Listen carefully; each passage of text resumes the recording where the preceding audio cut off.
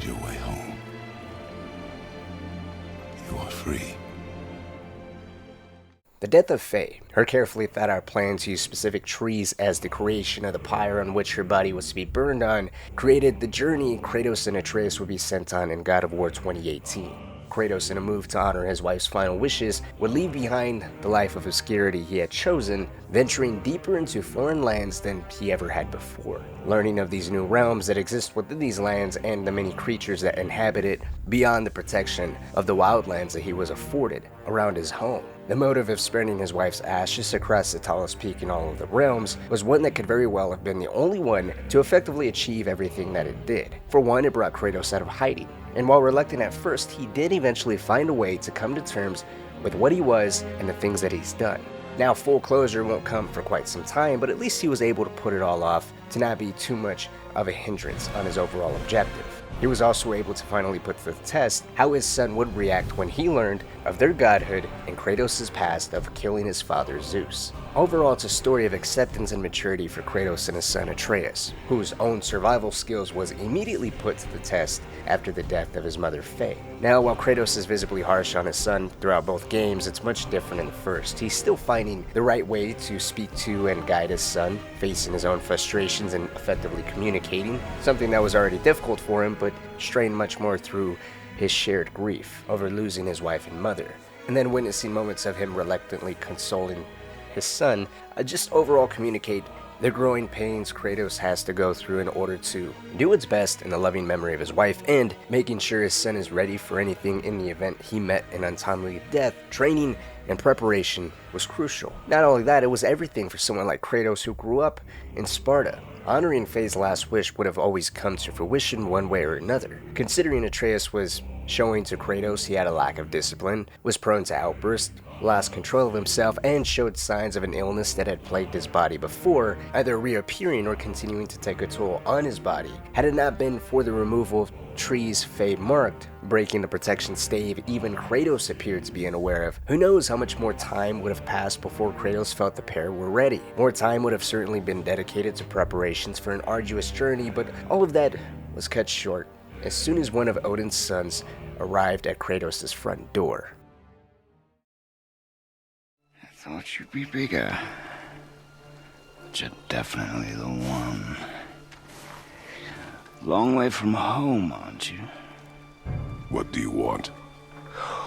Oh, you already know the answer to that. Whatever it is you seek, I do not have it. You should move on. I started speaking of Faye and how her wishes dictated the events of God of War 2018, and Baldur running into Kratos, precipitating that decision to leave his home and spread his wife's ashes, because it's all connected. Baldur coming to Kratos' home was ultimately a case of mistaken identity. Baldur was not here for Kratos. As a matter of fact, it seemed like he had no idea who he even was. Baldur was really coming here in search of the last remaining giant in Midgard, Kratos' wife Faye, completely unaware that the person he was looking for was reduced to ashes, contained in a little sack attached to Kratos' hip. The only reason he was able to make any progress after all this time was because of Kratos cutting down those trees Faye had specifically asked him to. It created a gap in a protection spell that hid her, Atreus, and Kratos from Baldur, Odin, or any other Aesir god knowing where she was. Since Kratos had come to these lands to escape the dark cloud that loomed over him, he expected a day to come when someone or something would arrive at his door, coming to challenge the ghost of Sparta or just downright not approve of his presence here. So Baldur, appearing, having an aggressive demeanor and demanding answers and claiming knowing what Kratos was, would add just enough credence to what Kratos expected to happen one day. In reality, Baldur believed he was actually talking to a giant, hiding out in the woods. It's a case of just how words can be so easily deceptive and given meanings based on a person's own interpretation of them. Comments on who he is, thinking he'd be bigger, or how his kind are supposed to be much more enlightened and smarter than everyone else. I know who you are. What's going on? More importantly, I know what you are. Long way from home, aren't you?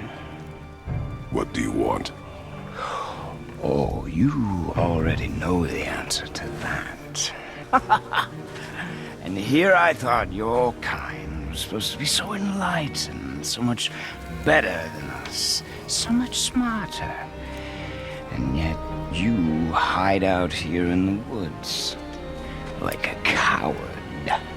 He wasn't referring to his legend of destroying the entire Greek pantheon, or the wisdom the Greeks possessed, something Kratos was thinking, and of course that was all exacerbated by Baldur's attitude and own apparent disdain, but in reality Baldur was referring to the large nature of a giant and how they are renowned for their wisdom and knowledge of things to come. In addition to that, the Aesir and giants were already enemies of each other, so Baldur's attitude in that context made much more sense, as well as Faye's own reputation as a great warrior. She was referred to as the guardian of the giants. She had even fought Thor before, which resulted in a stalemate not unlike Kratos' first fight with Thor.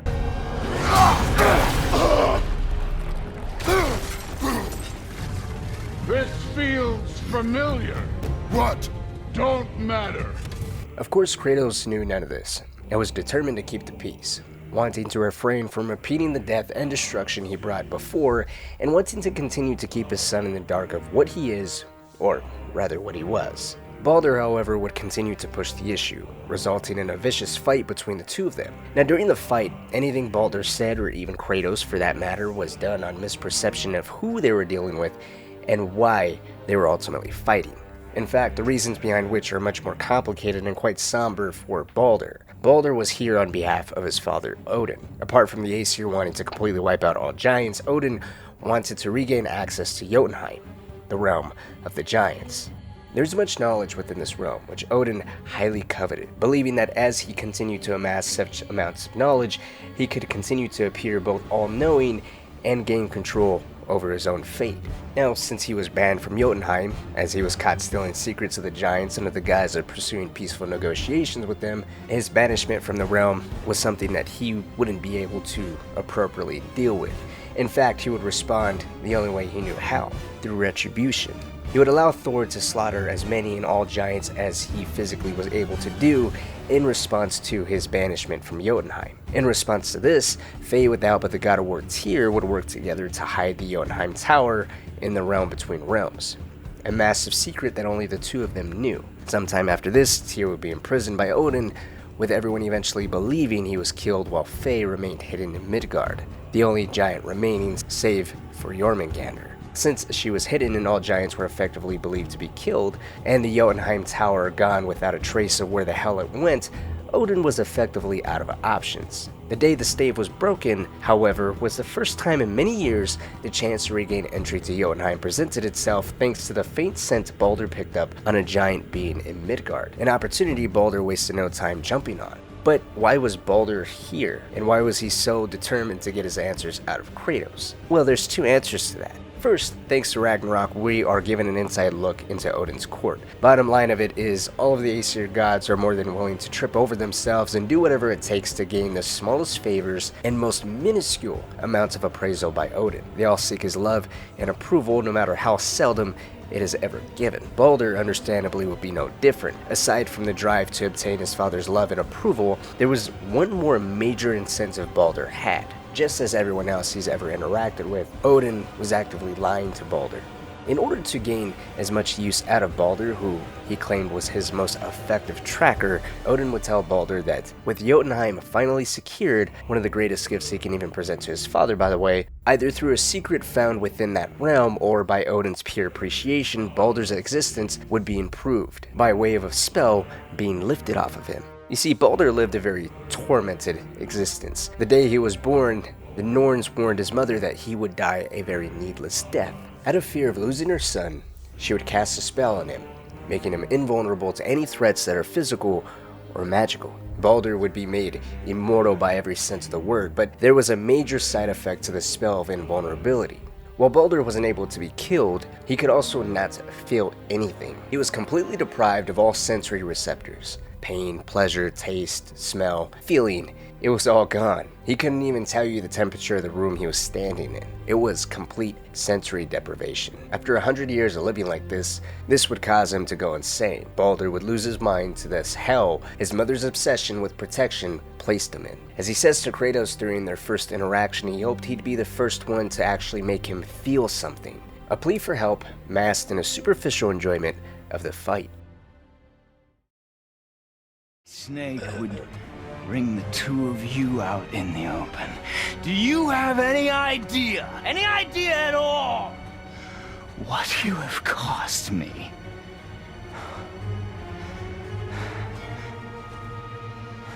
My boy. If we return to how Odin speaks of Baldur, his own son, it's not unlike how he refers to Heimdall or Thor, his brutal enforcer and the god that just reads minds for him. In reference to Baldur, similar to Heimdall and Thor, there's a lack of compassion and overall caring. At the root, Baldur was more valuable, and that was because of the use he had to Odin, the success he had in tracking anyone or anything down and making sure it was all dealt with. And considering Baldur was someone who not only could not feel any type of pain, but was immortal, he could work tirelessly to do whatever it was Odin wanted. By comparison, the deaths of Thor's boys were excusable. Baldur, however, was an infraction that could not go unpunished. Now, despite Baldur arguably receiving the quote-unquote most praise by contrast to the other Aesir gods, their overall relationship can somewhat be debatable, as we never see Odin in God of War 2018, and by the time we see him in Ragnarok, Baldur is long gone. What we can say about the relationship though is this, that no matter what, no matter how much of a bold-faced lie it was that Odin could bring a cure to Baldur, or maybe even how aware Baldur might have been that Odin was using him, similar to how he was using Thor and Heimdall and every other Aesir god. Truthfully, no matter what Odin did, in Baldur's eyes, he would always be the better parent. If Baldur was to ever pledge a continued loyalty to his father or his mother Freya, he would always go with Odin because of the overwhelming hate he had for his mother Freya. Over the last 100 years, Baldur has spent in Asgard, swearing off any contact from his mother Freya. As his mind continued to degrade from the sensory deprivation that he was experiencing, lamenting over every missed experience, over every missed feeling, taste, smell, touch. It was just another tally mark to keep in the back of his mind for when he does see his mother again. Everything she ever took from him will come crushing down 1,000-fold on her. It's more than just a grudge. He's constantly reminded of everything stolen from him. When Baldur eventually finds Kratos and Atreus for the second time, right at the gate of Jotunheim, their fight not only results in said gate being destroyed, prompting Baldur to get angry and kidnapping Atreus, with the two of them heading to the travel room in Tyr's temple to open up the gate to Asgard, and in Baldur's words, unleashing the full weight of Asgard on Kratos, Atreus, and this entire realm for the destruction of what was believed to be the only remaining entry point into Jotunheim. That was the plan until Kratos' fast acting triggered the tree to take them to Helheim. Kratos and Atreus thankfully would land right next to each other, with Baldur landing by himself. Now they ended up in a part in Helheim that they've never been to before. It's a part where visions are prominent. These are visions based on the dead's memories, and they are visions specifically designed to torment the damned souls, so as such, they aren't particularly good memories that they are reliving. Kratos and Atreus live Atreus' memory of killing Modi. And a few seconds later, Baldur can be seen reliving his own exceptionally telling memory. It's the very last time he had seen his mother Freya in person. Now I'll play the clip in its entirety because it shows a broken, desperate, tormented Baldur. He's out of options and he cannot take it anymore. He pleads, he begs his mom to lift this curse, but Freya, refusing to let go of her fear or running the risk of putting her son's life in jeopardy, just refuses to lift the spell, reinforcing the idea that in time, Baldur will thank her. No, I would never Stay out of sight. Listen. You had no right. I had every right. I am your mother. You had no right, Witch. I can't taste. I can't smell. I can't even feel the temperature of this room. Feasting, drinking, women. It's all gone. You'll never Gone. feel pain again. Death has no power over you now. You would rather die? Never feel again? Yes. Yes. I would rather die. Yes. Take it away, Mom. I can't. Please take it away. It doesn't work like that. Son, trust me. In time, you will thank me. You will thank me. Come on.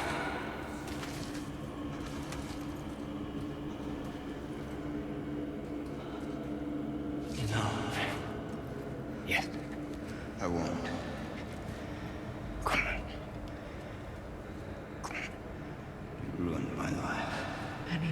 We can figure this out, I promise. Trust me, I know how to... You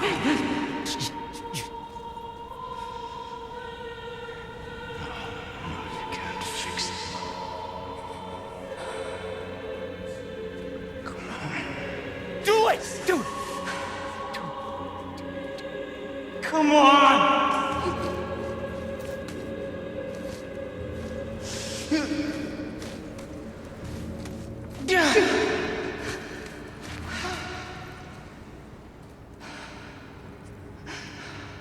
Coward.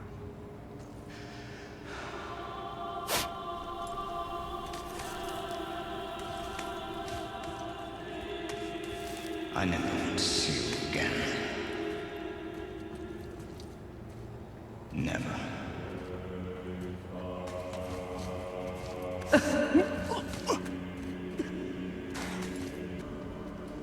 What you did to me. What you did to me! Ah! Ah!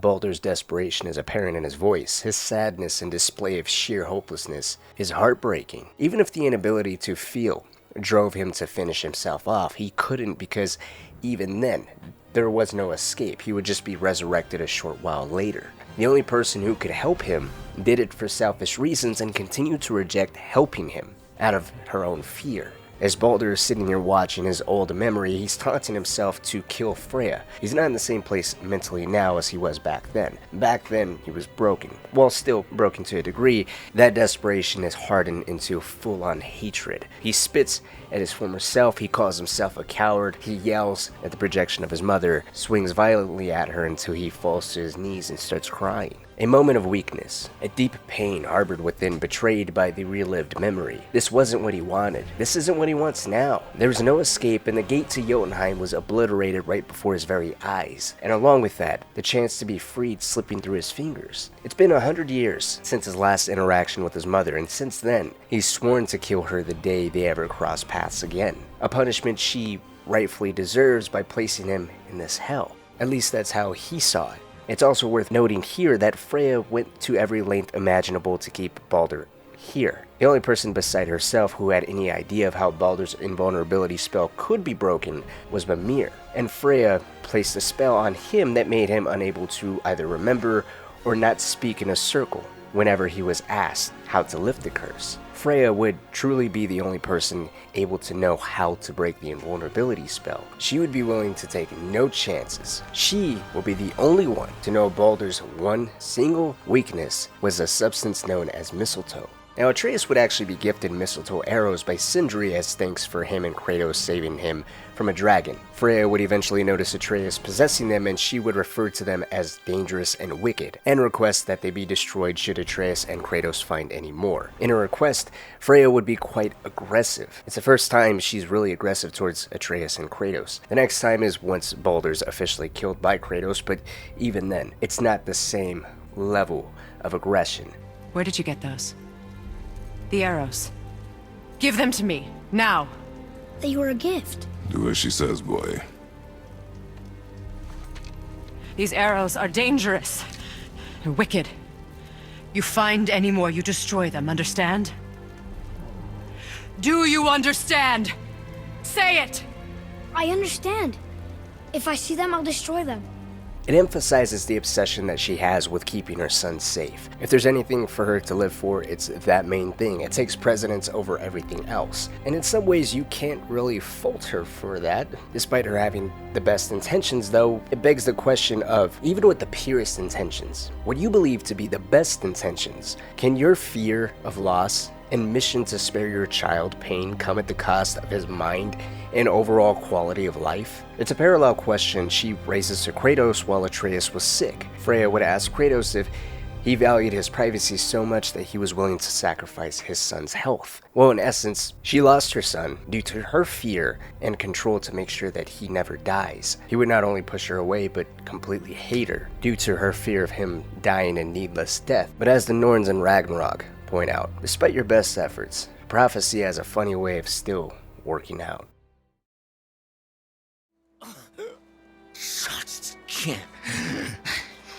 help yourself. Can you, mother? No matter what I do or say, you won't stop interfering in my life. I was just trying to protect you. Out of freezing cold temperatures, right after beating the hell out of Jormungandr without breaking a sweat, the same giant that equaled Thor in a fight that was so great it was felt across all 9 realms, and still ended in a stalemate between him and Thor. Baldur was truly a terrifying threat Odin would have undoubtedly taken advantage of 1,000 times over, and would have continued to do so had it not been for one single chance encounter. That was Kratos and Atreus refusing to let him kill his mother, despite his spell finally being broken, which by its own twist of fate was thanks to a faulty quiver strap Kratos would fashion or repair for out of part of a Mistletoe arrow, which just so happened to be placed conveniently over Atreus' chest, that when Baldur attacked managed to not only pierce his skin but break his spell, inducing the most intense sensory overload you can only imagine. Everything from the freezing cold, the heat from the blades of chaos, the blunt force of Kratos' punches, the taste of his own blood, and the sting of Atreus' arrows all came flooding in, feeling this incredibly high euphoric state he was in. He was happy. He can finally feel all of this, remarking that he's never felt so alive despite all the pain, which he probably wasn't even receiving as pain. Now, during this fight, there's actually one comment that sticks out, and it's easy to get lost in the celebration and him still losing himself with this obsession of killing his mother. And that is, he comments that killing Kratos and Atreus now can actually feel rewarding. As people with senses, taste, touch, feel, pleasure, pain, there's depth to the numbness and the deprivation that we can never fully fathom. With him out loud acknowledging he can finally feel rewarded with killing these two, it just goes to show the depth of the numbness and the disconnection he ultimately was experiencing.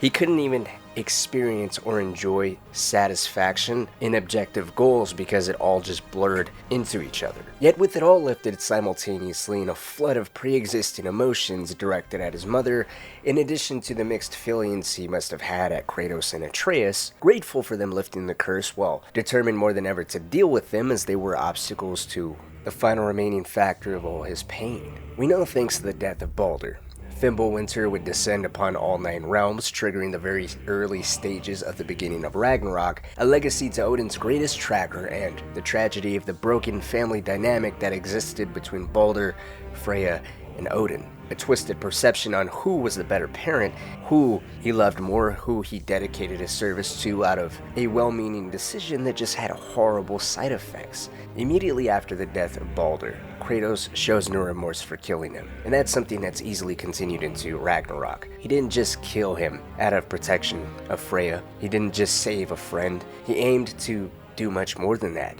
He wanted to prevent more senseless killing. His final words to Baldur was, "We must be better. The cycle ends here." In the end, there was no remorse for taking Baldur's life. Despite Freya going on to hating him and chasing after him and his son whenever the opportunity presented itself, he stepped in and did his best to stop an endless, angry cycle of vengeance. And while he saved Freya's life, Baldur's anger did live on through her for many years, and it wasn't until the opportunity to kill Odin and finally bring peace to the realms once and for all did she find some sort of peace.